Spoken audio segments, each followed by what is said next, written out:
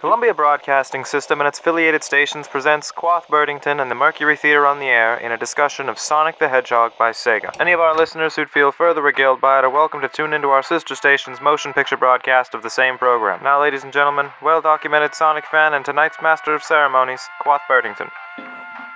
Thank you. As you all know, on not quite this day, 6 years ago, a game called Super Mario Bros. Was brought to our shores from the East. It found love in the hearts of our children, and thus in the hearts of ourselves. But be warned when I say that we have not yet reached the end of this digital crusade on the minds of our youth. I believe these games have spent the last few years building complacency within us. I believe they've done this with titles such as Golf, Tennis, and Bubble Bobble. Charming, innocent, somewhat confusing, but ultimately wholesome goods. However, the newest rank to join this invasion of epilepsy boxes produced by the flouters of typographical tradition, Sega, is being led by what I purport to be the single greatest affront to American sensibilities since If You Give a Mouse a Cookie. The game mainly features 6 zones. Within each you'll find 3 acts, which superfluously feel like 1 or 2 acts, plus an encore that you regret asking for. Green Hill Zone, aka Baby how are you supposed to do these spiky log bridges quickly, Baby Zone. Marble Zone, which is by no means extraordinarily fun due to its maze-like design and short-form puzzles, but is in fact tedious because, as we all know, the best way to do a maze is by starting at the end, and I lost my Game Shark. Springyard Zone reminds me of the casino. I enjoy it, and if you don't like that, cope.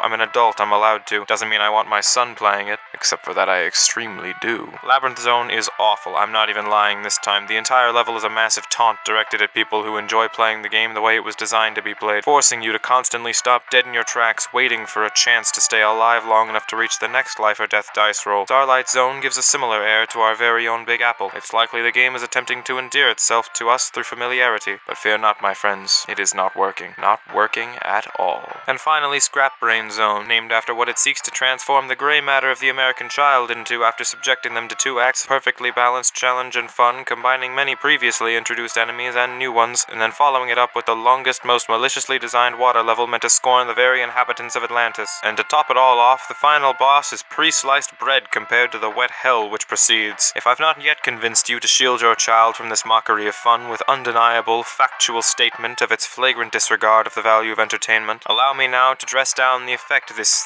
thing will have on your boy's worldview. Unlike Mario, it contains no themes of chivalry or factual depiction of how fun it is to step on turtles. It instead presents a completely foolhardy tale of halting scientific advancement, prioritizing the lives of rodents over man. If that's destiny.